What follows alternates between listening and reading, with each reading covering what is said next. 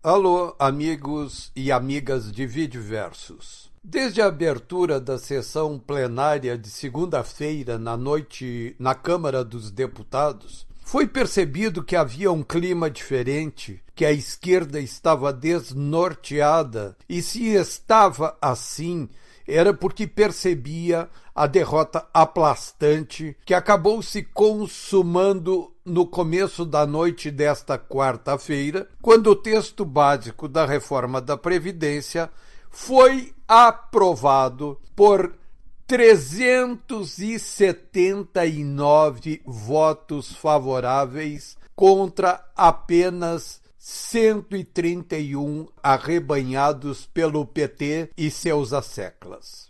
O governo de Jair Bolsonaro precisava de 308 votos para aprovar em primeiro turno a proposta de reforma da Previdência, pois acabou conseguindo 71 votos além do que era necessário.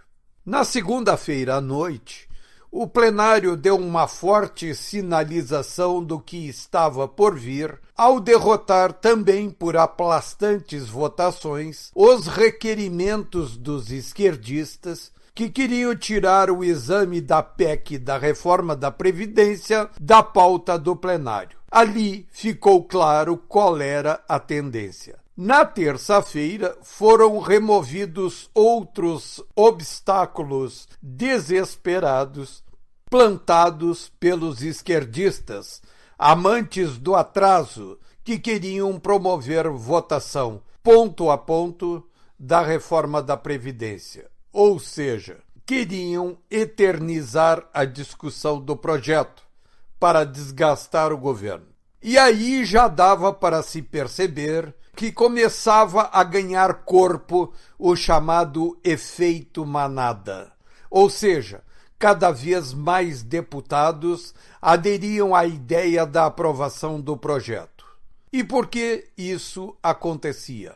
Ora, porque esses deputados percebiam o ânimo do povo pelas redes sociais, percebiam também as claras posições favoráveis de imensos nacos de membros das elites deste país, de todo lado, dos negócios, dos fundos de investimentos, enfim, de todo lado.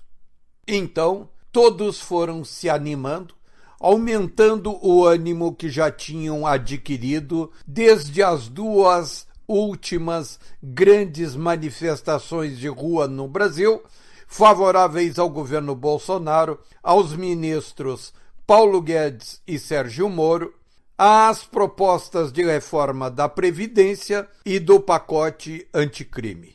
Os resultados dos institutos de pesquisas também contribuíram para a consolidação do chamado clima de manada.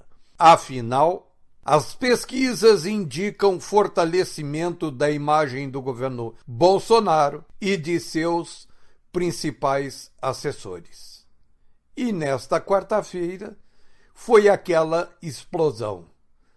379 favoráveis contra apenas 131 das oposições, dos esquerdistas. Mais do que isso, deputados de partidos que haviam fechado posição contra o projeto rebelaram-se contra essas decisões partidárias e votaram a favor do projeto, apesar das ameaças de expulsões.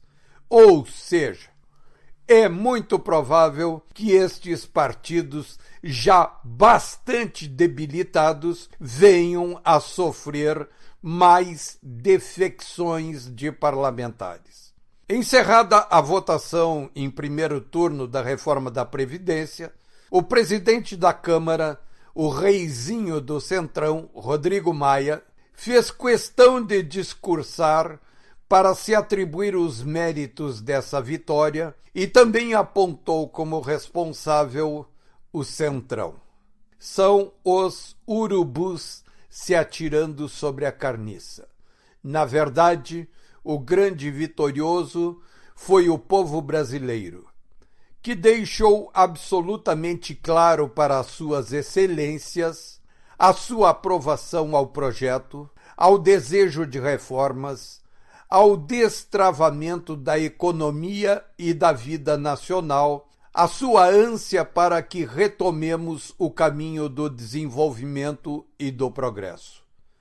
Esse foi o grande vitorioso, o povo brasileiro. Os deputados apenas interpretaram corretamente, desta vez, o sentimento que vem das ruas.